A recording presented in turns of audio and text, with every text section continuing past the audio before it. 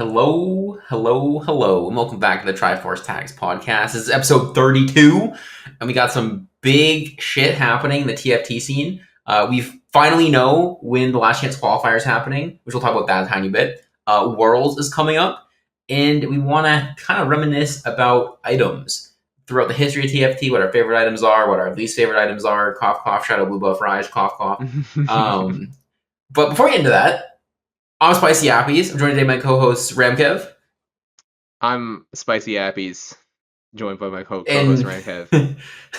And Jirachy. I'm SpicyAppies, joined by my co-host RamKev. I mean, wait, okay, one of you should finish the intro then. No, people sit. You got it, Kevin. What is the rest of the intro? How do I not? I'm blanking on the rest of the intro. Yeah, I'm also blanking. We hear this every week. How are we blanking? Kevin, how has your week been? We can go with Appies first because Appies is always the one asking. How's your week been, Appies? Wait, which Appies? There are three of us here. Not me. Not the me Appies. The one with pink hair. Yeah, the one with pink hair. There are two of us. My week's been good. Okay, so I didn't take a break after regionals, right? Which I think in hindsight was like a really bad idea because coming in last week and coming into this week, I was so burnt out. I was like, holy shit, I'm just like I'm pooped. Not pooped as in like I'm tired, but pooped as in like I'm mentally tired, I guess, or like I don't want to like socially tired. Just didn't feel like streaming too much this week and taking a break. So I've been taking a break for most of the week. I did a little stream today, which is pretty fun. I tried the new patch, but yeah, I've been chilling. I got a shiny Yamper yesterday while I was pooping. I decided to take my Switch into the bathroom for like 2 seconds, and I got it was pretty cool. But other than that, I've just been chilling. Not bad. How's your week been, SpicyAppies? It's been going. I don't know. It's more than anything, I've literally just been wearing skirts and dresses more, and that's about it. Sheesh. I'm okay. I tweeted earlier, like my friend took a bunch of pictures on like a bench because it was so nice in Philly. Of me just like sitting on a bench in this outfit. But I need to do skirt go spinny because skirt go fucking spinny. For anyone who cannot see and is just listening, Jirachy's currently making skirt go spinny. Pog. Wait, oh no, I went into host mode by accident. Okay, Kevin, you go. Wait, no, you tell yourself to go. And for myself, SpicyAppies, week has been good. I'm trying to think about, I play TFT. I play some Mahjong again. I watched Taken 3. Are you in gold yet? I'm in gold 3, so I just need one more tier and I'll be in master. Is what it's called. So we're getting there. So. We're getting there. And then I've been watching some things. I watched Taken 3 and Taken 2. And while I was watching Taken 3, I was playing some TFT, and I was telling the lobby, I was like, because when I watch Taken while I'm playing TFT, I don't really pay attention to the game. And some person in the lobby was like, "Why are you even in a TFT game?" I was like, that's a good question. That is a very good question. But I also say Taken 3 is not requires 100% of your attention kind of movie. It probably requires like 10%, maybe even 5%. But I also watched some anime. I was telling the squad about this. I was watching this show called Your Boy Kongming, which is about the three Warring Kingdoms character Zhuge Liang. And he gets reincarnated, so it's like one of the reincarnation anime. He gets reincarnated in modern day, and he works as a guess a manager for like a singer, for a club singer, and it's his goal in life to make her the most successful singer ever. And it's the greatest thing of all time, and the opening is great, and I've listened to it like 50 times now. The opening is actually flames. You've already sold me on it. On the topic of watching, I have part 2 of how the week's been going. I made the patch notes. I got name dropped in the patch notes right above the Talon nerf. Another Talon nerf. Okay, it's for what it's worth. The Talon nerf itself is so fucking fake. Like taking off 5 magic resists. That's kind of weird, right? I feel like they never really do stuff like it just makes the AP matchups a little bit worse. But the real point is that the patch writer guy, minions are people too. Like, he DM'd me the day before, was like, hey, I want to put this line in the patch notes. Do I have permission to do it? I was like, fuck yes, please. And it says in there, still won't stop Jirachy from one-tricking. And that's how you know. That's like every one-trick's dream to like get put in the patch notes associated with their champion. Although I feel like most one-tricks probably wanted to be a buff, not a nerf. Oh, I'd love for it to be a buff. Actually, no, I don't want it to be a buff, because that means more people are going to play Talon and contest me, and I'm still going to beat them, but like it'll make my life more difficult, and I'll have to pay attention. True. So, true. Yeah. So yeah, that's sick. For what it's worth, yeah, they were right. I'm going to keep one-tricking Talon. I'm not giving that shit up. Although my first game on the patch was Omega Sus, because it was a spat start into so many defensive items. So I was like, okay, this is not it. I'm going to play Talon, as in I'm going to play the Talon board and put an item on him. Tank Talon. I had an Edge of Night on him. I had the option to put on the Draven 2, which would have made more sense, actually. But I was like, Talon, I'm going to put one item on him. And then I won. Just pushing levels with the fucking Talon board. I was like, okay, I appear to be the goddess of TFT. I don't know what. So, yeah, I'm not gonna stop one-tricking Talon. They were right. I'm almost at 100 games of straight of Talon on that account, by the way. And I'm ranked 50-ish. Like, also insane. Okay. People awesome. Take those. 2 things. I had a theory for a while, right? I had a running theory that if you show a unit that you're committed to them in the hardest of times, and they will show up for you in the hardest of times, right? Talon shows up. So I was like this. Yep. Yeah, I was like this for Brand for a while. Like before regionals and stuff, I was like, I'm playing Brand at every spot possible. I'm gonna reroll me when I know I shouldn't, because I'm showing him that I'm committed.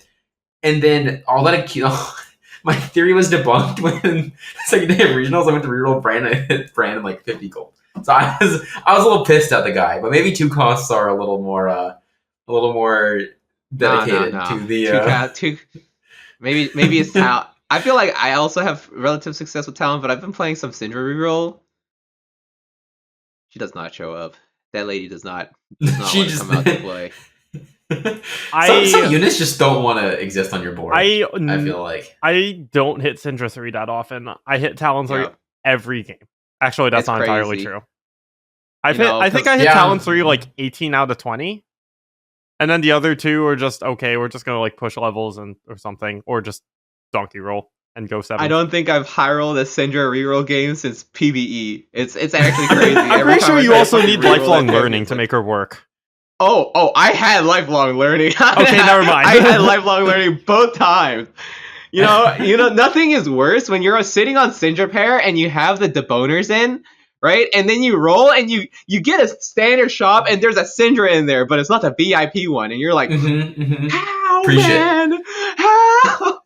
It's so annoying. The real trick of what you do. So you take lifelong learning on 1/4.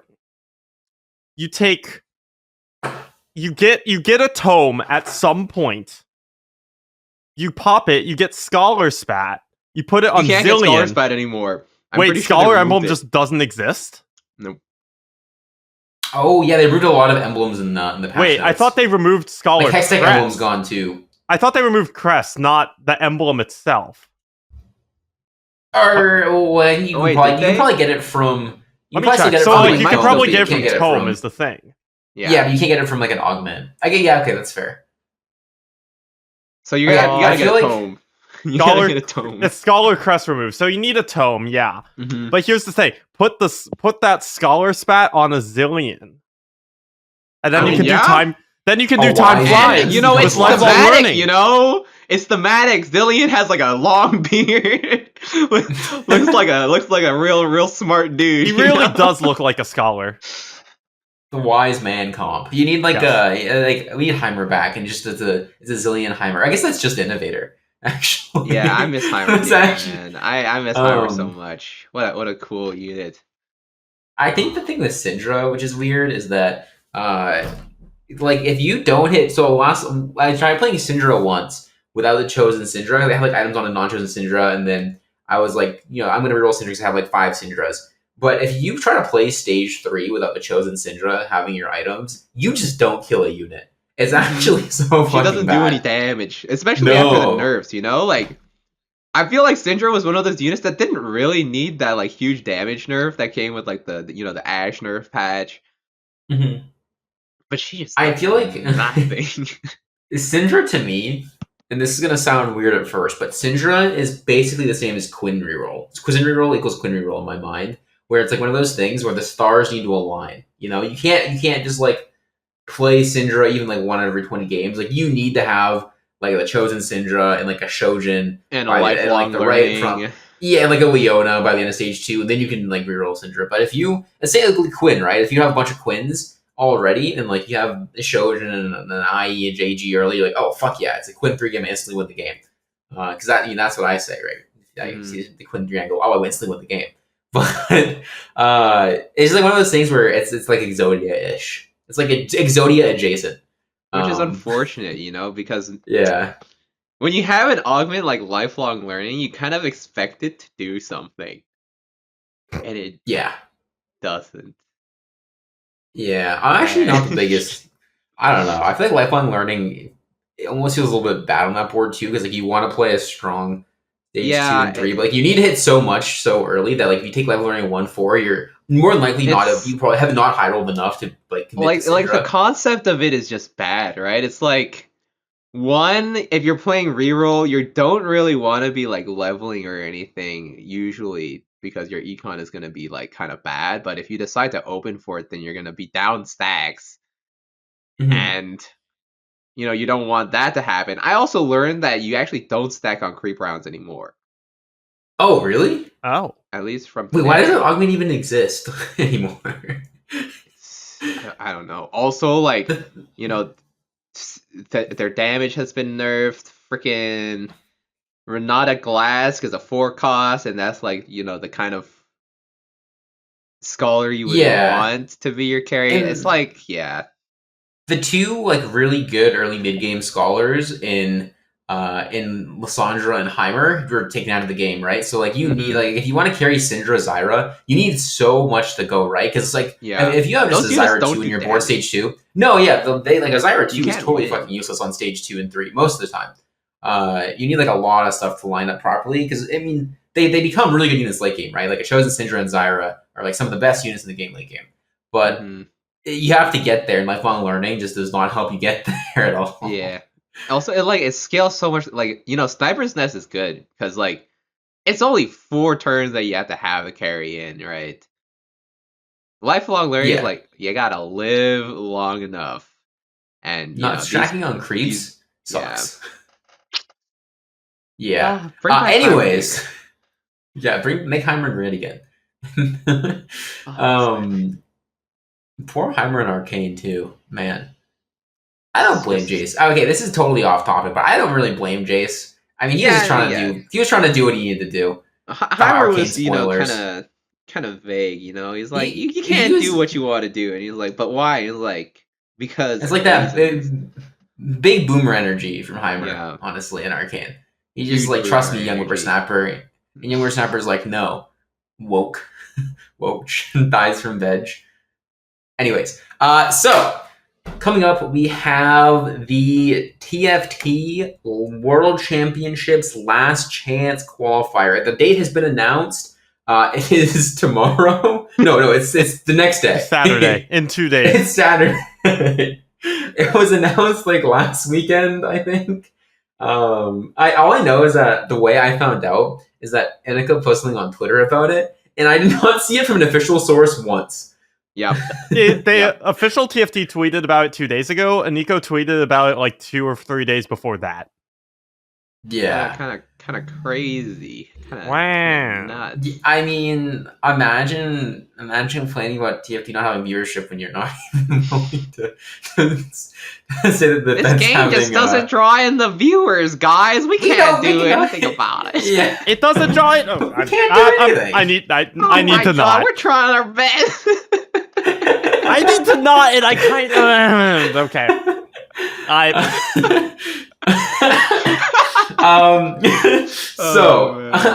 It's funny in a sad way. It's funny. Yeah. At the long-awaited, shortly anticipated, because we didn't know the date, last chance qualifier coming up on Saturday, we have Ramblin' Inico from NA, representing North America. It's an 8-person event. It's going to be 2 days, my knowledge. I think is it 2 days or 1 day, actually? I think it's 1 day. I think apparently it's 1 day, best of 6. Apparently, okay, so I don't know.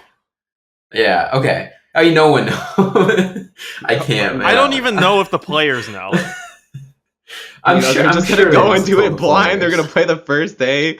They announce, oh, you guys have second day. You know that, right? And they're really like, oh, man. Yeah, that would be such a downer.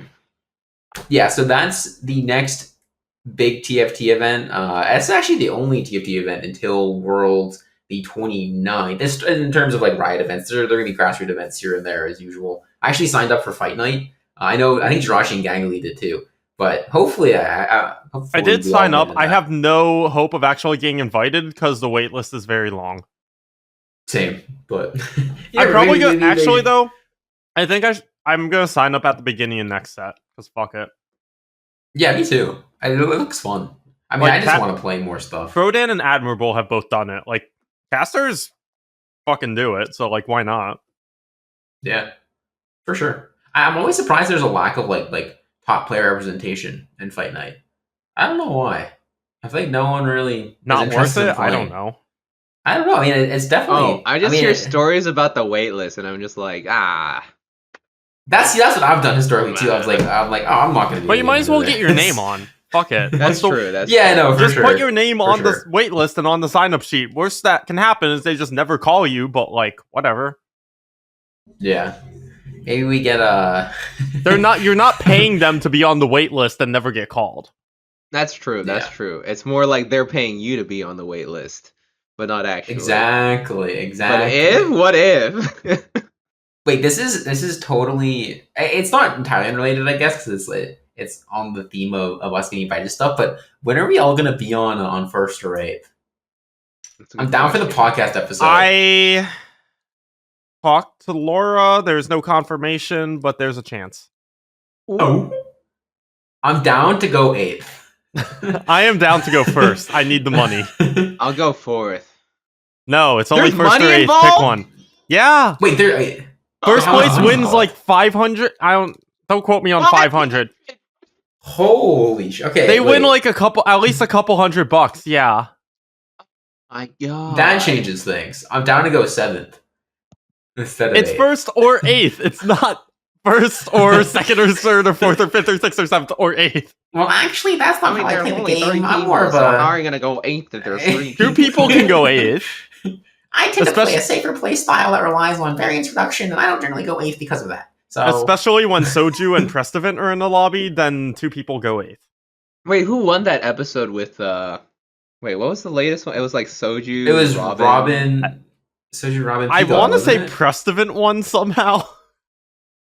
Wow, set 7's is his set. Yeah, did you guys see? Did you guys see the? I forget who tweeted it out. Somebody tweeted it out. Oh, it was Robin. Robin tweeted it out. Prestevant's scores recently. Yeah. He managed to pull off the perfect 6.9 average over like 8 games. He went like 6, 6, 6, 7, 8, 8, 7, 6 or something. The man is truly blessed by the gods of Woach and TFT. It's like Prestivance in the middle. So it's like that meme, like the two, like the two really buff guys, like clasping arms, right? One side says like God of Woach, one side says God of TFT, and in the middle just says P God. And that's that's the true legend. So yeah, in terms of TFT content, other than obviously like First to Rate and He Might Talk Show and our thing and Gangli's new show, which I was on recently, so you should go watch that episode. Ace is starting a new thing too. It's not like a show. I think it's just like a series, like an interview series, which is really cool. So he's going to be interviewing. He's interviewing full-time TFT streamers to get their opinions on various things. I'm excited. It's going to be cool. And then so Worlds is the 29th. I'm sure we know the format for that. It's a little ways off. We'll talk about that when we get there. We should have Bryce on again, actually, around Worlds time. I feel like he's a good Worlds person.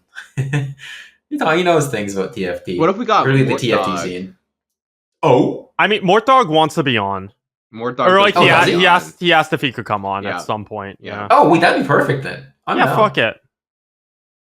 I'm down. Oh, yeah, let's get Mortdog on someday. Mortdog episode. I've only recently started interacting with Mort, and I like Mort. I like Mort too. I mean, I'll be the first to say, like, I did not always. I hated him in set 4, but I've come around and, like, Mortdog is dope. Mortdog is pretty. Yeah, he's very chill. Mortdog is pretty dope. Yeah, he's a lot more chill when you like actually talk to him. I'll say that. Mm-hmm. Agreed. I feel like when you when you only know Mortdog from like a Reddit context, or like a balancing standpoint thing, it's definitely. Your view tends to be skewed when you don't actually know like Mort. Yeah. Also, the number of death threats he gets is so not okay. Yeah, it's insane that he keeps his mental together. Huh? Whatever. He's a blessing for us. He is. Yes. I think I've formulated that. Like, is Mort perfect at his job? Fuck no. Like, he is really good at his job, but not perfect. Like, he makes mistakes. He makes a decent number of mistakes. Is the job absurdly hard? Yes. Is there anyone who could do it better than Mort? I don't think so. Like, there's no shot. Mort is the best we got. The anime that Kevin like, seriously, we should just have Twitch chat exactly. Replace Mortdog.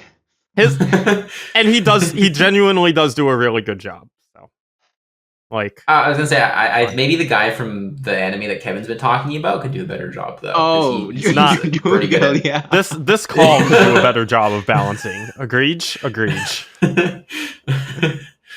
I know, is that after regionals, Mort had like a kind of, it wasn't like a necessarily sad tweet, it was like a melancholy tweet maybe, but Mort replied to it with a very nice comment and made me feel much better. So he's been very cool. So, he also does care about the players. I'll say that. Yeah, for sure. Yeah. For sure. Just very, I mean, yeah, good. Yep. Unlike the Dota Underlord people that Kevin, I feel like when I imagine the Dota Underlord devs, from how Kevin's spoken to them, I just imagine, like Kingdom Hearts, like Organization 13 or whatever the fuck it is. Yeah, they're like all that they have like the black hoods. Yeah, I imagine them like the Dota 2 the Dota Underlord devs. I'm just like sitting in those big ass chairs, like 40 feet off the ground, saying, "Should we release a new set? No, we can't release a new set. Kingdom Hearts will open up." The key to the heart does not lie in a new set. Yeah, that's anyways. We're very lucky. So the new patch the patch we're on right now, the new patch is actually going to be the patch for Worlds, to my understanding, and I am not fully acquainted with everything that's going on in it, but there are some big things we want to touch on relatively briefly in this episode. There were a lot of augment changes. Is probably the big thing, the first big thing.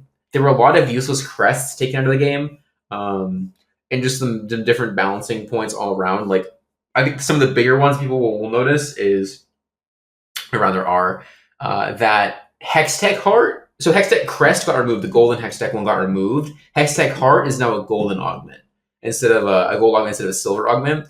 And then Little Legends, or Tiny Titans. Not Little Legends, what the fuck? It is now a silver augment, that's probably the one people will feel the most. People will love to take that augment. There have been some other changes, like 4 scores also now a silver augment, the one that gives you 4 costs, but now it gives you 3 costs instead. Mm-hmm. I think high 5 also got changed.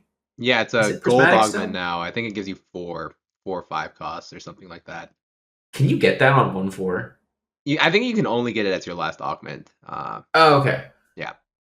Yeah, so there was a lot of augment balancing. There was some unit balancing as well. I know Sivir got a little bit of a nerf. Draven got a little bit of a buff, for example. Corki got a little bit of a nerf. There's another 2 costs that got a little buff. They had like little tweaks here and there, and nothing super insane. I think Jin got 10 mana added back, so he's at 60 mana now instead of 50. Good. Correct. Yeah. Correct balancing choice. Yeah. These patch notes are awful. There are no pictures, so I can't see things. These patch notes are great. My name's in them.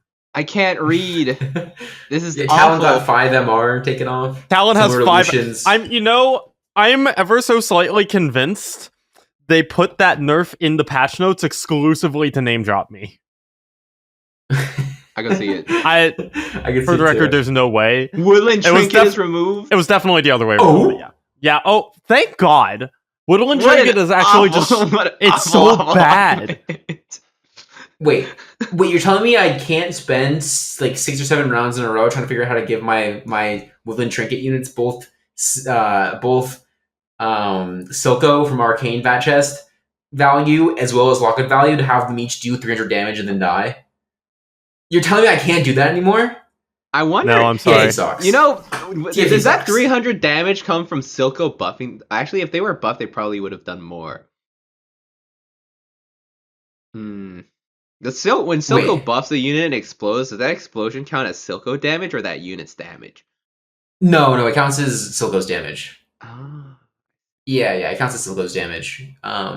But no, it was just to give them like the extra star. So the context for this, by the way, is there's a clip out there somewhere of it. But for like, I had an RE3 and for like 6 rounds, I was trying to figure out, for anyone who doesn't know what I'm talking about, just like 6 or 7 rounds, I was trying to figure out how to give the Woodland Trinket units both Silco value as well as Locket flags that had a Locket.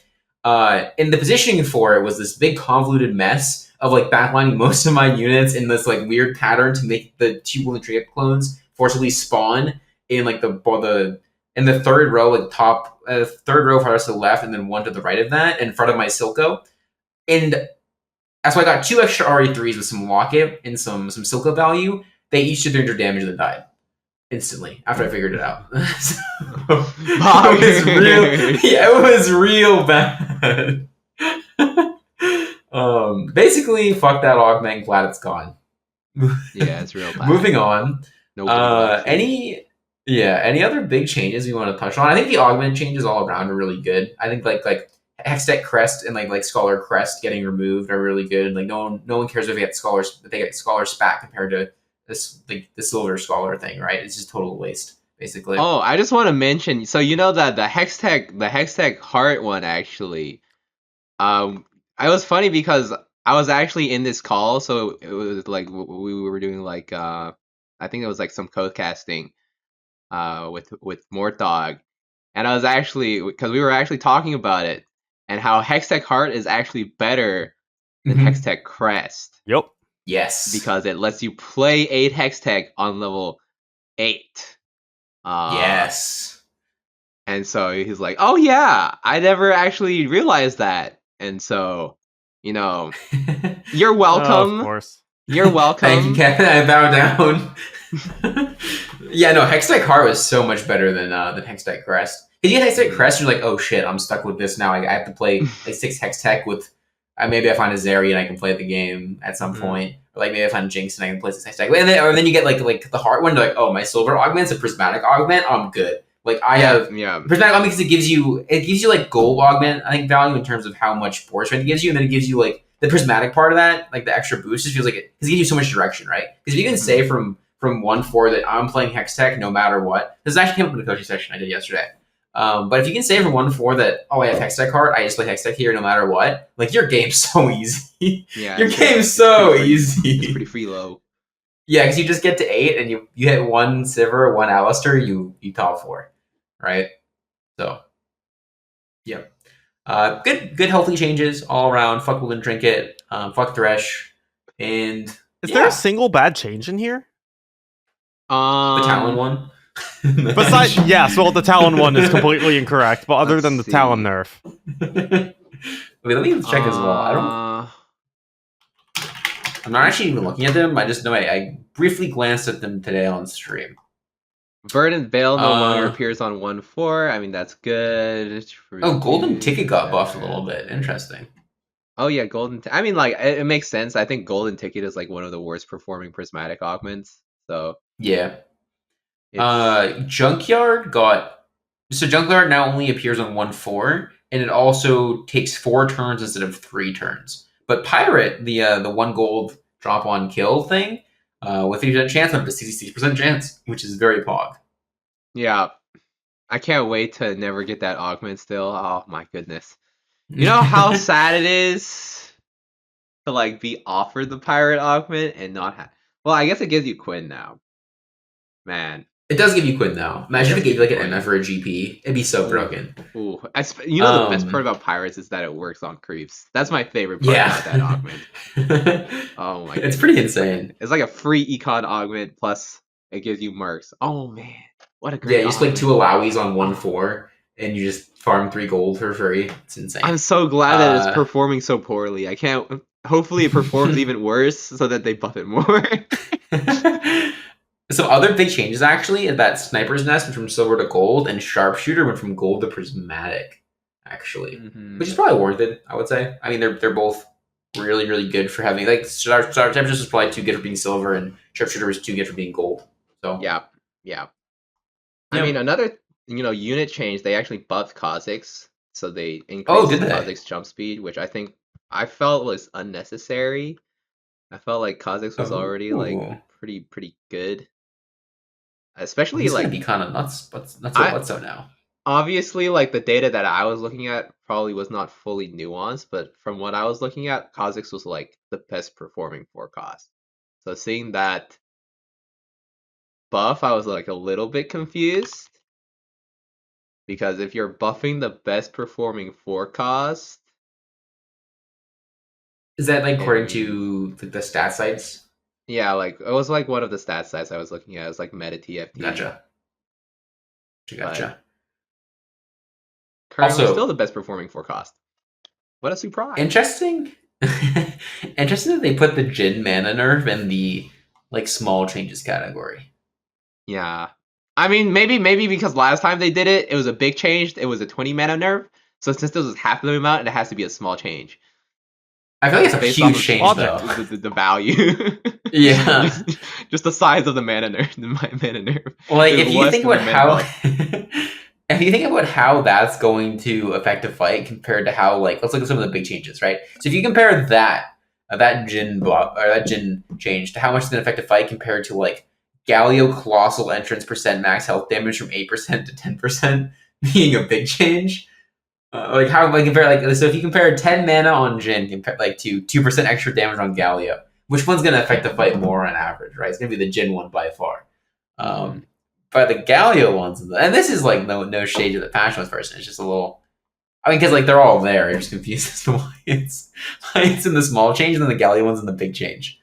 But hey, we know who the Patch Notes writer is. Just take it up with him.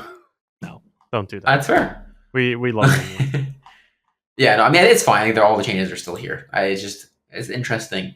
I didn't really know there was an Ashe bug, but Ashe got buffed and she also got bug fixed, so now her mana is 30 out of 60. What was happening with it before? It was at 30. It was casting at 55 before. Oh. So they actually adjusted it back to 60 because that was intended, and then they buffed her damage to compensate. Okay. Interesting. I see. And she got that change, which is actually a nerf, and then she got her volley attack damage ratio from 100% to 110%. I think Ashe reroll is actually another one of those like Exodia adjacent comps where like it could be really good if you have the right opener for it. So an Ashe buff's kind of cool. Maybe she'll be a little less. Yeah, but I think the good part about Ashe is that she can like kind of kill units, you know? Mm-hmm. So like, you know, when you're doing Syndra reroll compared to I would always take Ashe reroll over Syndra reroll because like yeah I agree. You know, if you're losing with Syndra reroll, you're like losing. You know, you're like, oh my god, I lost to 6 units, and they only had 6. They had 6 units. Ash is, you know, at least gonna be able to clean up a little bit. You know, you know, you stick a D-Blade on her, you go like RFC, Last Whisper, pretty good. You know, she'll be able to kill stuff. You might not be winning rounds, but you know, Syndra is like, oh my god. Plus, you're not VIP. Jesus. Oh my god. Interestingly, the Corki nerf's actually a lot bigger than I thought it was. So it's 10 at 1 star, and it's 25 at 2 star and 25 at 3 star. The 25 is actually pretty significant. I mean, it's understandable. I feel like Corki has probably been like the best 2-cost unit. Yeah. Just period. That.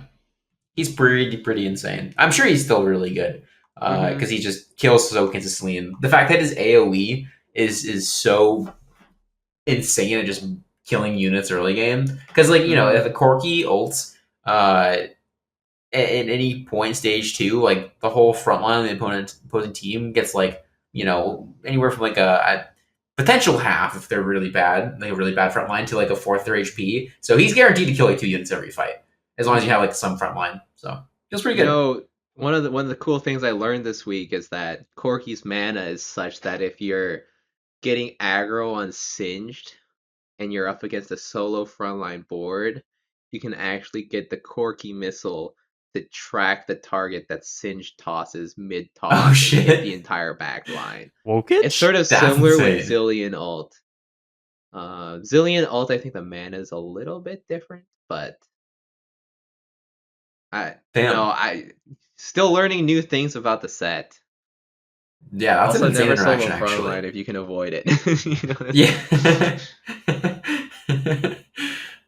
Dude, that's actually a pretty cool interaction. That's how shit like Time Flies pops up, right? The Syndra Zilean reroll, where like Syndra just tosses the Zilean bomb into the back line and then does a ton of damage.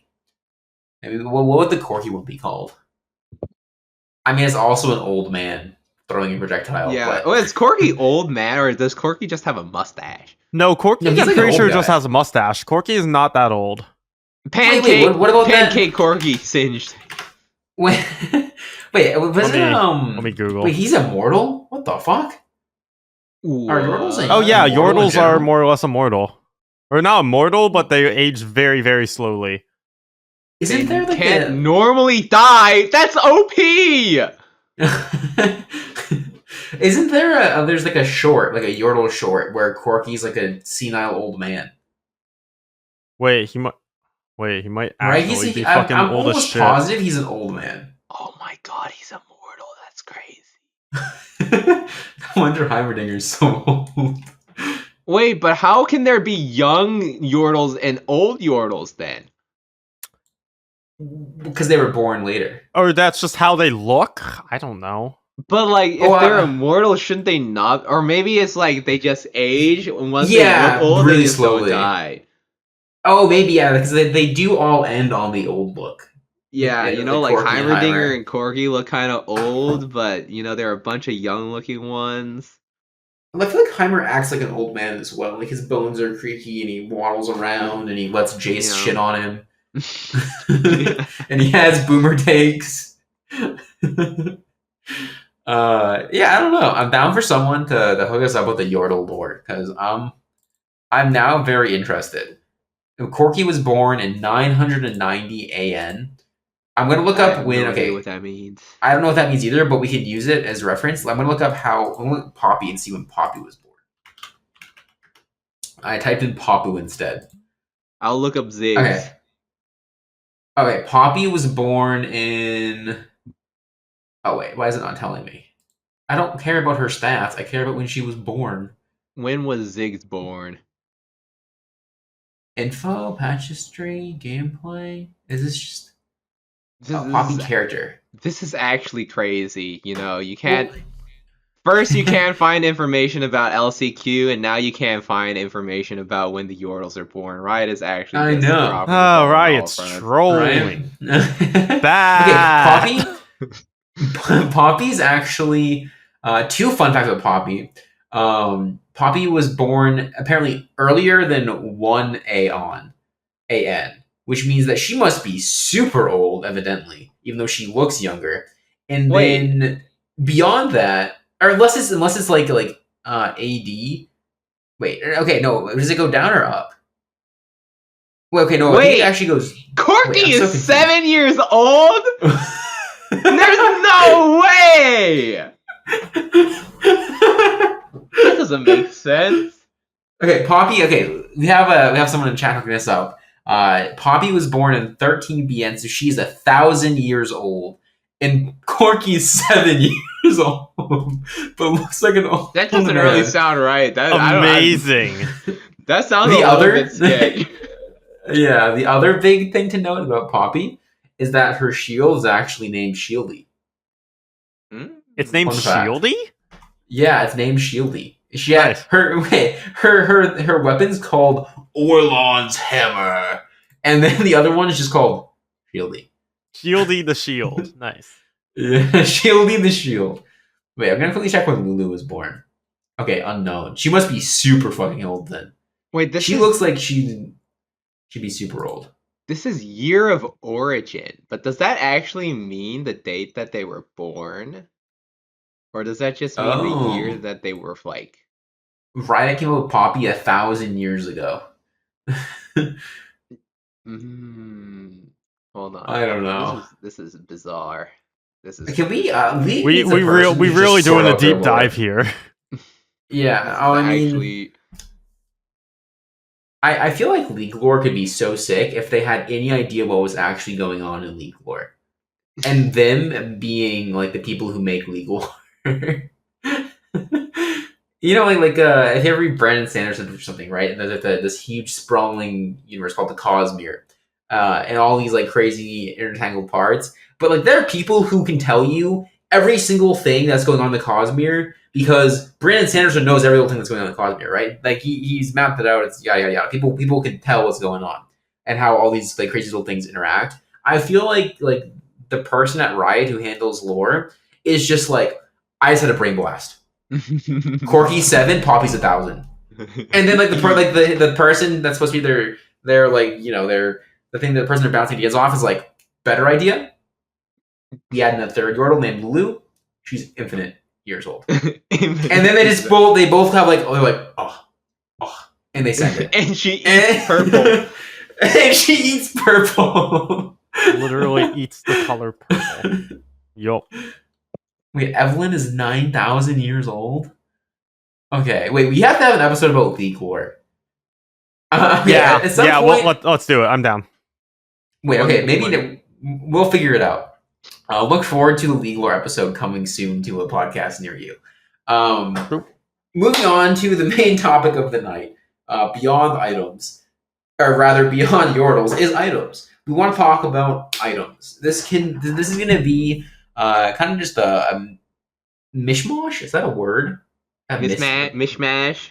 Mishmash. I think it's mishmash. A mixed bag of just talking about items from different sets, from different times in TFT's history. Ones we like, ones we don't like. Shout out Blue Buff Rise. Honestly, also if Thresh was an item, I'd probably hate him too. Blitzhook's an item. Blitzhook, okay. Exactly. Wait, that's not Thresh's an item though. Blitzhook. If Thresh was an item, it would be Blitzhook, but it would say this item's now broken, and then it would wait 2 seconds before it casts. Anywhere we want to start? Any strong Archangel's one of the craziest items of all time. So actually, instead of Archangel, let's start with Tier Rod as a combination. So Tier Rod is a combination. Ludens. Yes. Actually, did it even start as Ludens? I don't know. See. Because, if anybody remembers set 4, there was a Nami build called Vietnami or Cum Shot Koi Fish, whichever one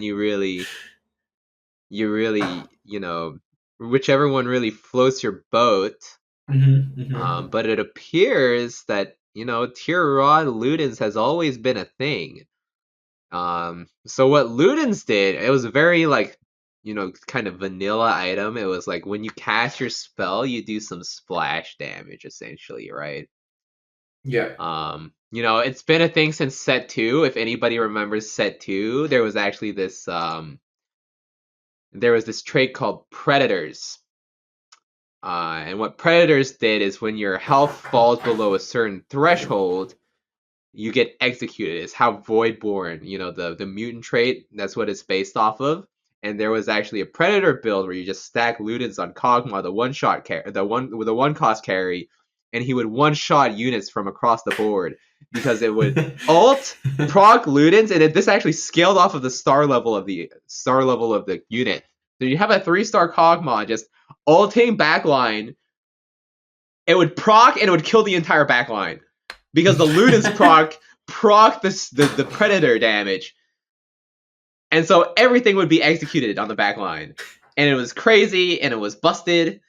Wait, what was the Akali? Sorry, what was the Akali interaction? That was set 2, right? Like where Akali... I've seen some clip of like Akali with Ludens, with Skara playing it, and she just kills like an entire board instantly. It was probably set 1. I think... I don't remember if Akali was in set 2.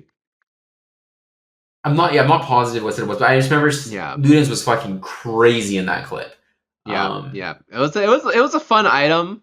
I think the thing about Ludens though is really it's like a hit or miss, right? Because there are some units that use it really well. If you like, obviously the interaction with Predators, or like when Navi is able to permacast and just do this AoE damage on the entire board, it's super nice. But there are like big lulls in like the Ludens item, right? Sometimes it's OP, but a lot of times like, why would you ever build this item when you could have like a decap or if I have an AoE type of mage, the Ludens doesn't really do much, right? So I think there is this sort of issue around Ludens. There's sometimes like this item is just completely useless and we don't know what to do about it. Yeah, and then like it was either too good or too bad. It's like Nami had to be nerfed over and over again because Vietnami, come shot koi fish if you were so inclined. Also, we bubble trouble if you were also bubble so trouble. Inclined. Yeah. Bubble trouble for the less deboner side of the camp, but it was so good because she would. So how. The reason why I was so good on Nami was that we were talking about this before, actually, as well, before the podcast started. But so what she'd do with Mage and Enlightened, she was a Mage Enlightened 1 cost. And so with what Enlightened does was that it lowered your mana, and then or did it give you extra mana? I think it lowered your. I think it maybe it lowered your mana. I'm trying. It was something mana related, and then what Mage is, it made it so when you cast twice. Yeah. Right. It also, I think, during the Nami iteration, it also did some additional damage to like CC'd units. Mm-hmm. Yes. Right. Because any unit that was CC'd would get extra damage from Ludens. They were trying to make it because it was a bad item, and they were trying to make it a good item, right? So like, oh shit, let's just make it so that we're gonna talk about Shiv too. Shiv went through this a lot. So part of Ludens' growing pains was that they were trying to figure out how to give it an identity beyond just like little cum bubbles pop out and hit the units around the splash. So it would basically just she cast twice. Her cast was like I think at its most broken it was like a 3-second stun or something crazy like that. Yeah. Basically the unit couldn't move. It was if it was ulted by the Nami, it wouldn't move the entire fight. 2 units just could not move the entire fight, basically. Until they were dead.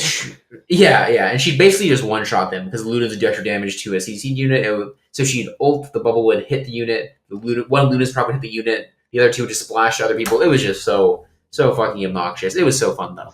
It was fun as hell. It was so fun. I had 100% top 4 rate with that comp, and I played whenever I could. It was so fun. And then going into set 5, I think it was, right? They changed it to Archangels. Archangels, yeah. Which Archangels is. Wait, no. So it was actually Archangels has changed as well because first when Archangels came out, what it did was it gave you extra. So it was just similar to the Archangels Augment that's out right now, where it would give you some percentage of your max mana as AP after you cast, right? So like Heimerdinger in set 5 with Archangels is really good because he had such a high mana cost that and basically when he ulted, Ludens would give him like a decap, you know? Yeah, it would turn into a decap, exactly. And if he cast twice ever, the whole board was just, imagine like Victor, if Victor just had like 4 decaps on him after the second cast. Man. And I don't even remember, was it set 6 where it turned into what it is right now? Because now so it fucking set sucks. 6, basically they changed it. So Archangels became, instead of this mana type thing, it just became time. So you gain AP over time, which is like the most bench thing of all time, in my opinion. Yeah. And it's not even good anymore. So like, it was good at set 6 for a while. It was right? good, like, right? The legendary patch where like Akali, Victor, Kai'Sa were all able to use Archangels, so it worked really well. But Ascension Archangels. And you would play like Socialist plus whatever the hell you wanted to play, right? So, oh wait, I said Socialist. Yeah, the GBA looking ass. yeah. But like, you know, I personally think that like, you know, the old Archangel is so much like, or the set 5 Archangel is so much flashier, you know? It's so much cooler. Like, there's so many cool things you could do with that Archangels. People might remember like the Covern build. Oh yeah. Where you stick an Archangels on Ivern. There's also the Shadow Archangels where instead of AP it gave you health. So what people would do is they would stick this Shadow Archangels on Ivern because his mana cost is huge, right? It's crazy high on the initial cast with Daisy. And so you just have this Daisy out, and Ivern would have like 10 billion health, and Daisy would smash and like one tap whatever the hell Daisy was smashing. And it was like so cool. There was like a Archangels Warwick build that I like to play. If you put 3 Archangels on Warwick will so set 5 Warwick, what Warwick did is target lowest health, and it would like jump towards it and do like the Warwick ult where it like scratch him a little bit, and then if it killed the unit, Warwick would reset, right? So like the way that one worked is, you know, Warwick gets the reset, and then he gets more Archangel stacks. And so if you do it like if Warwick ults enough, he just has like infinite HP, infinite AP, and is just like perma ulting the board and one shotting everything. And it's so cool. And now we just have this dead Archangels item that nobody makes anymore, anyways, because fights are too fast. It's big Sag. And they're like, I feel like a lot of the units this set would even like sort of appreciate the Archangels, right? Like the old Archangels. I assume that, I don't know really why they changed it, but you know, like if you think about like Kai'Sa, Victor, a lot of the 5 costs, you know, even like think about Warmog's Archangels Galio, you know? How crazy would that be? Just Galio ulting and like one tapping boards, right? Yeah. It'd be kind of nuts, right? Because like Galio's mana, what is Galio's mana cost? It's like 300 or something. It's something huge. Ridiculous. Yeah, it's fucking massive. Right, but Galio, you know, 2-star Galio almost always ults like at least twice, maybe 3 times a fight, right? So can you imagine like Archangel's Galio is going up and then popping down and just like one-shotting everything, right? Wait, does Galio's clap scale AP? It doesn't, right? I'm not too sure. Galio is always clap? Weird. I don't think it does. I don't even know if I feel like the clap doesn't even like barely does any damage. Yeah, it does like really? it just I feel like it only does that much in overtime though. Yeah. I mean, Clapio is super dead, like big dead. Yeah, they did not want that to exist. It has some magic damage with auto attacks. Okay, you've heard it here. I'm almost positive because I actually remember this in set 6 at least. I remember looking at Clapio and like I had like IEJG like Rabadons, and I looked at it and I said, "Oh shit, his claps are gonna fucking roll people." And you know what his claps didn't do? They didn't crit. They didn't spell crit. But they didn't crit with they didn't stack with AP. They might not have spell crit either. Actually, they might just It's super weird how his spell crit, how his auto claps work. It's just I don't know. Clapio bitch. Now you just build 8 Warmogs on one Clapio. Big chillin'. Imagine Shadow Archangels, Galio. Oh my! Oh man! Oh, I would. That'd be disgusting. Oh my god. Oh my god! Holy crap! How crazy would that be? How nuts would that be? Unkillable Galio. Yeah. And then you put a Trundle in there, and then the Trundle steals all of the stats. True. The Trundle ends up having like 30,000 HP. Oh man. Wait, okay. But we're on the topic of items that are now dead, that like just don't exist, like Ludens. Remember Swordbreaker? Swordbreaker Sivir in set 2? It was Chain Cloak, right? Oh, it was Chain Cloak. Yeah. I remember because I started in set 3. Yeah, Yeah. I have a stream clip from set 3 of, I think I got like Swordbreaker off a dragon, so I'm like, okay, sure, I'll put it on Fiora because that game I was playing like the Zyra reroll thing. And there's a clip of the Swordbreaker Fiora just preventing an enemy Shaco from playing the game at all, and I won the fight off it. And I'm like, oh, okay, fun item.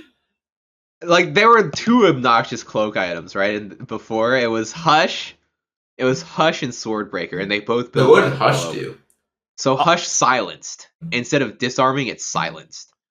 Was it like so? If everyone doesn't know, Swordbreaker, what it did was that on auto attacks, and so you're on like Blaster Bruiser sometimes. Where on auto attack, it would disarm. It had a chance, like I think it was like a 25% chance or something, to disarm the target that it's attacking for like some amount of seconds. It was just so fucking bad most of the time, and then obnoxious when it worked. Yeah, it's just the most annoying item. Hush wasn't silence; it was mana locking. Actually, that's what it was. Oh yeah, it was that. Oh, and then, there were 2 cloak items where on auto attack you don't get to play the game, right? And so in the blender comp, wait.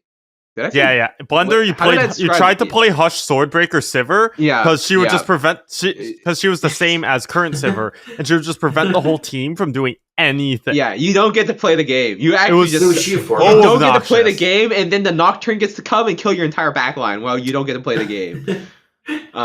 So like it just quit on steroids. Yeah. It's so gross, and like I'm glad that they removed those 2 items.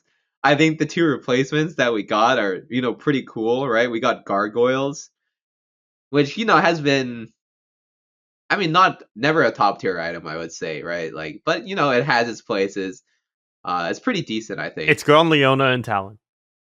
And it makes sense, right? Like Chain and Cloak, it should probably be a defensive item and not this dumb fucking auto attack.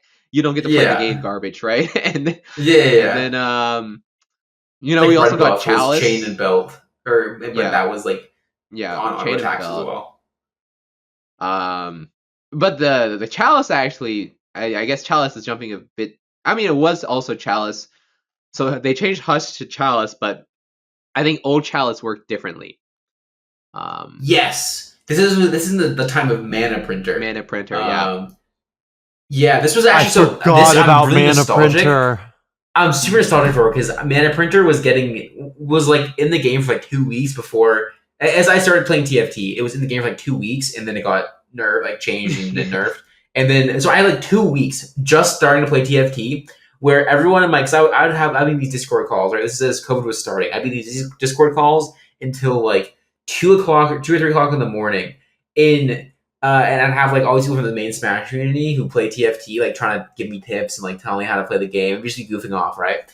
And every time anyone mentioned Mana Printer, everyone was like, "Oh no, Mana Printer!" It was like the first comp that I was told how to play. Because he just said all you do is you slam chalices, Chalice, Arcane, and Seraphs. Chalice, Seraphs, yeah. Yeah, which is blue buff. It was Seraphs, and you could like do double blue buff basically on one unit. It was fucking crazy.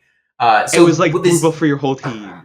Yeah. So what you do is you put Chalice, Seraphs on this Sona, because she was at 2 cost, and her spell was fucking ridiculous. So what her spell did was when she cast, she healed every unit in like a 2 or 3 hex range around her. But beyond that, she also removed any crowd control from them. And any like debuffs, so any anti-heal and stuff too, I'm pretty sure got removed. So, and what Chalice did back then, why it was so good at this board, is you had everything clumped anyways, right? Imagine like rebel position, because she was a rebel. She was a 2-class rebel as well. So you have this other like keeper positioning if you're thinking about augments. So you have everyone clumped, everyone next to the Sona, and what Chalice is that everyone in like the same range that Sona healed. Chalice gave them, I think, 10 mana, or maybe it was 10. I think it was 10 when it was broken. They nerfed. So she give, whenever she ulted, both chalices would give everyone around her 10 mana. And so you'd play like all these stupid units like Soraka. You play like Soraka, Sona.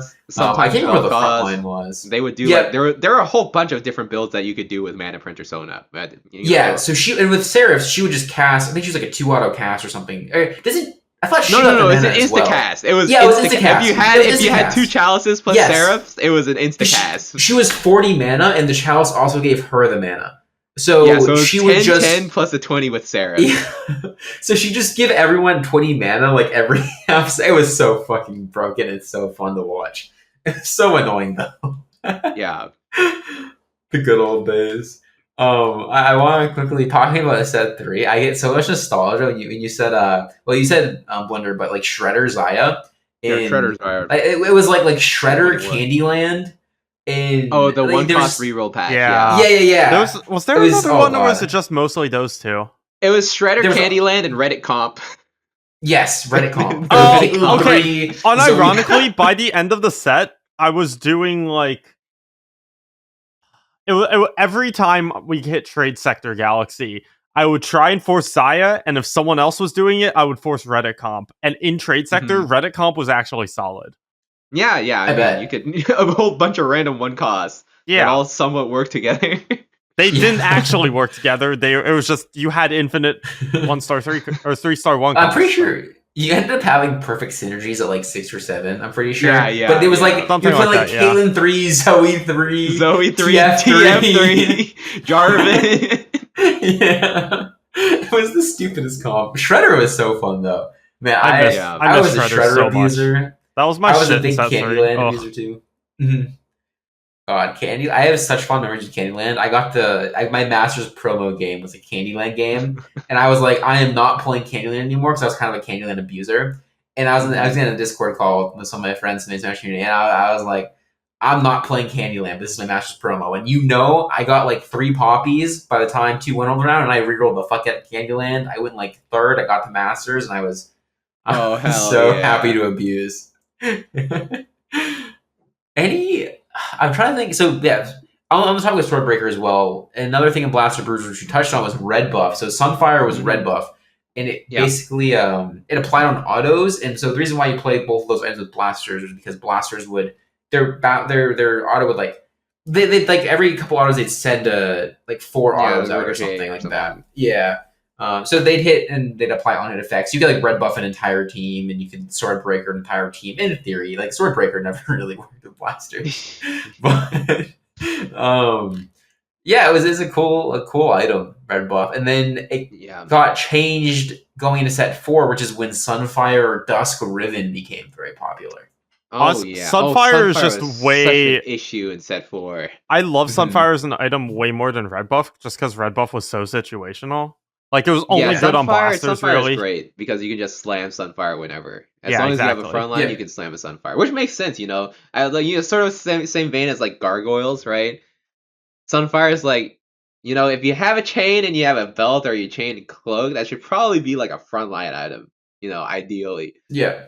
Instead of like this weird utility item that you can only use if your units are like auto attacking multiple things, right? Yeah. Yo, what was a cool tech though is that Poppy applied it on her buckler, so she could apply red buff to backline. Yeah, her. I think it still works like this. Like if you have like an Arcanist spat Poppy, I'm pretty sure her buckler will apply spell bully if you have a spell bully. Because how it used to work, I'm pretty sure how it works right now is that her buckler counts as an auto attack, but it applies on-hit effect, which is so weird. I don't know why. But so another crazy interaction in set 3, so the item itself hasn't really changed. We talk about Giant Slayer. So the item itself hasn't really changed, but how damage multiplication and like how damage multiplicity and I don't even know exactly how this all changed. But basically, I think GS is now additive where it used to be multiplicative. So you could run, what was really popular with that, you could run triple GS, triple Giant Slayer, Jinx. I think Giant Slayer might still be multiplicative. No, it's additive. Everything. Yeah, I think they changed it because it was really everything. Everything in the game that says plus X% damage goes into one damage bucket. So like multiple Giant Slayers, I think like Titan. No, Titans doesn't go in there anymore. Do you mean multiplicative on itself? Is what? Yeah. Oh yeah. Yeah, so you're like triple Giant Slayer Vayne and triple Giant Slayer Jinx, and they just one shot these. It was back in set 3. Yeah, it was multiplicative on itself. Now it's additive. Yeah, they changed now it's stuff around then as well. I think. But yeah, no, it was fucking insane. Best in slot. Vayne was literally just GS. But that was also partially because of Mech, because Mech was like Vayne's worst matchup. But if you have 3 GSs on it, then Mech will. Also, Nico as well was also tough like protectors, especially like Nico and Star Guardians. But that's when people started building just triple dodge instead of Warmogs. Mm-hmm. Yeah. So like Trap Claw, Shroud plus QSS. It was like QSS, Trap Claw, Shroud. So like he didn't even go over GS cap, and also just all the autos just fucking missed. So. Yeah. What a crazy! I miss Nico actually. What a great I miss Nico a lot. I was a big Star Guardian fan in set 3.5. But what was Trap Claw back then? Was it still? Because it must have been different. Trap Claw, I think, at least from set 2, was always if the unit gets hit, it blocks the spell, and the unit that casts the spell gets stunned. Yes. That's what it was in set 3 as well. Mm-hmm. Yeah, because remember Trap Claw and Jhin would slam sometimes. You just stick him in the corner, and then like you'd. Because it was one spell, but it didn't apply to the left and right. It was this was like this through set 4. Was it through some of set 5 as well? Or through some of set 5? Because like you remember some of set 5, you could cheese a Vel'Koz ult. Yes, right. So you slam Trap Claw while Vel'Koz is about to ult. You wait, you cheese the Trap Claw, and Vel'Koz immediately just does not get to play the game because it gets stunned by the Trap Claw. It's crazy that Trap Claw turned like from the best item into Vel'Koz into the worst item into Vel'Koz. Yeah, because they got changed into just giving a spell shield to the unit and then the unit to left and right, which is what it is now. And then so Vel'Koz would just like it would take one tick of his ult and then just keep fucking smacking them. Yeah, just go through. It used to stack as well, so you could have like 2 or 3 Trap Claws and just block 2 or 3 spells. But now how it stacks is that you can still put you still have 2 or 3 Trap Claw effects on a unit, but it only blocks one spell and just increases the HP threshold. Yeah. And old set 5 Trap Claw was at least set 5.5. I'm pretty sure Trap Claw was the best item. Now it's so not good. As it's still pretty decent, but it wasn't as high priority as it was in set 5.5, where you almost always build a Trap Claw on everything from Vel'Koz to Draven to legitimately anything. Was it Diana? Yeah. Thresh and Diana. Thresh and Diana, the 2 biggest fucking. Oh god, you don't have a Trap Claw and you're going up against the Diana and you auto lose. If you get Thresh hooked, you auto lose. But if you do, they're completely useless. Yeah. It was Trap Claw was fucking insane. It's in a better spot now. People are definitely still slamming Trap Claw as a good item, but it's not. It might just be the set as well. I feel like Trap Claw in set 4.5. If Trap Claw in set 4.5 was it was in set 5.5, I feel like it would have been just as broken feeling or just as insane feeling. Yeah, I mean, it was still pretty Sedge and yeah, it was still pretty decent. It's just for example, Kale in 4.5, you almost always want QSS instead, right? Because why block 1 CC when you can block infinite CCs? Exactly. But it had its place. It was pretty decent on frontline as well. That was the one thing. Trap Claw on frontline always kind of felt better than QSS. So it's called Banshee's Claw now, isn't it? Yeah, it's called Banshee's Claw. And one thing I want to shout out is, and I bet nobody remembers old Shadow Trap Claw. Yup. The very one where, first iteration of Shadow Trap Claw, it teleported your unit. It was the most hilarious item of all time. You build a Shadow Trap Claw, and if it gets hit by a spell, it teleports onto the unit that casts the spell. I saw Socks playing that on Rise in a game, and it was fucking I built Shadow Trap Claw, Shadow Blue Buff Rise. Oh, no. Dies of fucking cringe.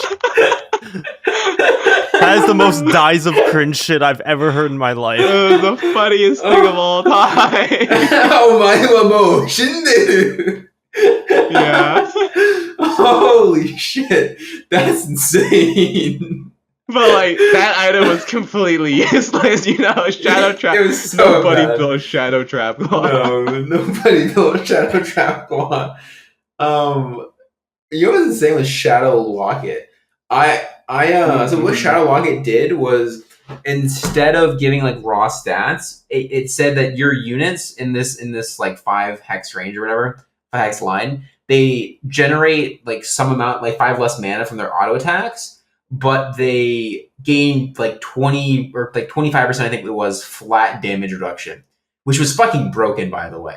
So what you do, and this was a big reason as to why 6 Forgotten with like 1-star veins was winning lobbies, because they just all you do is you look for a Shadow Locket early, and you have this like Shadow Locket front line of like Shadow Locket with Hecarim, Thresh, like a Rel, etc. They take basically no damage, and then this Vein 1 just does infinite damage in your backline. That item was fucking insane. Yeah, it was so good. The crazy part is, I think there were like a whole bunch of comps that actually like abused Shadow Locket really well. Yeah, there's like, agreed. Yasuo, for example, like, Yasuo doesn't need to gain mana that quick, and like you get way more out of getting like all of the resistances that Shadow Locket does, plus everything is frontline, so it's super easy to position.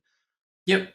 Like, you almost always build a Shadow Locket. The funny thing is, like, when I first started playing PvE for set 5, one of the I built a Shadow Trap Claw, or no, the Shadow TG, and it rolled double Shadow Locket, and it was the worst thing of all time because none of my units gained any mana. So like, I think normal Shadow Locket is like a -5, so if you have 2, it's a -10. So if you you have a -10, that's how much you get from an auto. So you're autoing and getting 0 mana. It could, honestly, double Shadow Lock is not bad, and like if you just have a bunch of frontline shitters who get mana from getting hit, right? Only need to cast once. Like you get like a Thresh, Hecarim, yada yada, it's fine. But if you have like double Shadow Locket on your, imagine someone playing like a Felios with like 4 Ranger with a double Shadow Lock in the backline and be like, why is my Felios not generating mana? Nowadays, if you had double Shadow Locket and you played Caitlyn, I feel like that would be pretty decent still. Double Shadow Locket Bruisers. That'd be some good stuff. That'd be stuff. That'd be so gross, actually. Yeah, it'd be beyond disgusting. Oh god. Shadow Locket Bruiser Sniper. I'm down for a set where they just bring back everything at once. Oh my god. Or like a create your own set feature. Like you get to choose which units you want. You get to choose which sets units you want, with any sets so cool. Mechanics. Yeah, like so you can have like set 4 units with set 5.5. I would have mechanics. One board. It would be Lee Sin, Tom Kench, and Urgot. Speedrun Stimmy into hit Chosen Kench. Chosen Kench with blue buff Kench, blue buff Lee Sin, and a blue buff Urgot. And a shadow blue buff Urgot. More of them. Yeah, shadow blue buff. Yeah, no, it's insane. I'm trying to think of. Wait, I don't think we've asked you yet, Jirachy. What is your favorite item of all time? Of all time? Of all time. Oh my Jesus. I'm trying to put you on the spot or anything. Oh my god. I did not prep tell us now. For that.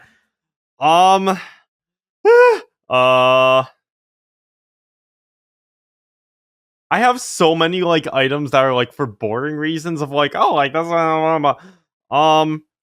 okay, this is gonna be weird. Titans. I love Titans for some reason. That's fair. This is a cool item. It's a fucking cool item. It also has been through a lot of changes. Yeah. I think what was the original? I think it was less stacks. I think, or it was more. I mean, initially the cap was 50, right? Yeah. Right now it's 25. Before it was 50.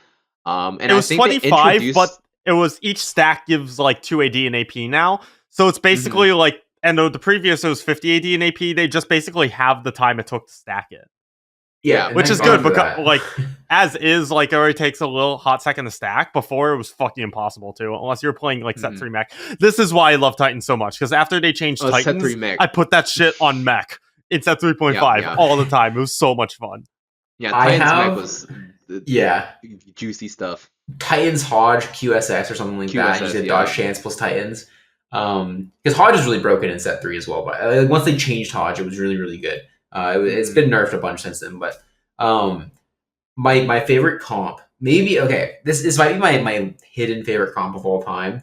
I don't know if either of you remember this, but it was the Celestial like double Titans Rumble comp in set 3.5. That shit was so fun. Barbecue Rumble. They call it Barbecue Rumble, right? Or something it was Barbecue Rumble. You just build Titans and was like Titans IEJG, because it was on what it used to stack with was crits actually. It didn't stack with it didn't stack with auto, so it just stacked with crits. So with one ult, a Rumble with IEJG would just fully stack a Titans, and with 6 Celestial, he would just heal the full constantly and just kill fucking everyone. It was so cool. It's the same thing with like set 4 with Cat, right?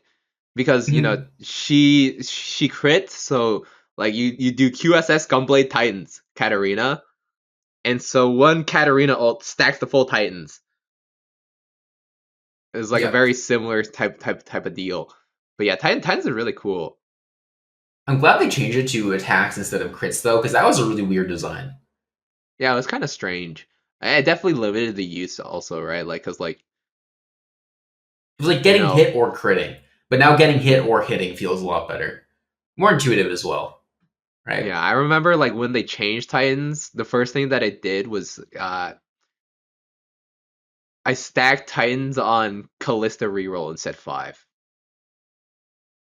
Because you go like vertical Legionnaires and she'd be attacking so fast that she'd get the Titans. Radiant Titans Callista 3 was fucking insane. Yeah, that shit was so good. Okay, I saw someone running Radiant Titans. It was actually Rasma. I raided him and I noticed that he was playing Radiant Titans Warwick. That shit was so fucking... It was, this was recently. Because he got Radiant Titans off a Prismatic Augment. And this is even after the Warwick nerfs, like the big ones. And this Radiant Titans Warwick was the most disgusting thing I've ever seen in my life. It was... Oh my god. Mm-hmm. It was just fucking popping off. Like imagine if triple Radiant Titans Warwick should be able to take up the entire screen and push all the other units off the board. Yeah.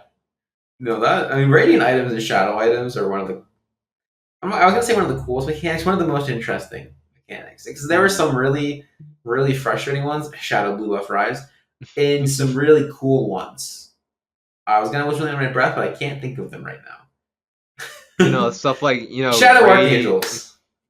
I'm just thinking about all the broken Shadow items on Vayne, like Shadow Zeeks, Shadow... What is another one? Shadow JG. Because Shadow JG is, if it crits, or if you spellcast, you lose damage. Yeah. Right? But Vayne didn't cast spells, so she abused the hell out of that item. Oh, right, because it was Runan's because Runan's also changed. Runan's used to apply on-hit effects. On hits, yeah. So, like, Yasuo and Vayne used to apply their true damage on I miss the old Runans. I'm not gonna lie. I kind of miss the old Runans. Being able to apply on-hit effects was kind of cool, Runan's Talon. I bet Jirachy wishes that happened. Oh my god, Runan's Talon now would be turbo broken, but like, actually, Runan's Talon in set 4.5 kind of fucked. Like, So, Runan's on Talon wasn't even like this. It was... Runan's was bis on Callista for mid-game, and you just plopped it on Talon, because Callista... everything about Talon in 4.5 was just the early mid game, and then just the easiest thing to play out of it was Talon. So I had so many rune ants on my Talons in 4.5. And it wasn't even bad on him, like, he gets stuck on someone, he just has a rune ant. He can actually maybe kill something else. Yeah. So. But also on-hit rune ants on Talon right now. That would be kind of dope. Oh god. Applying bleed to 2 units? Where she rends multiple units. Yeah, that was so broken for so long. The difference between non-rune ants and rune ants Callista was night and day. Yeah. Which, I'm kind of glad that rune ants doesn't have the on-hits anymore because of that. It's like, okay, the unit it was good on, it was fucking broken. The unit it was not good on, it's garbage. It's so binary.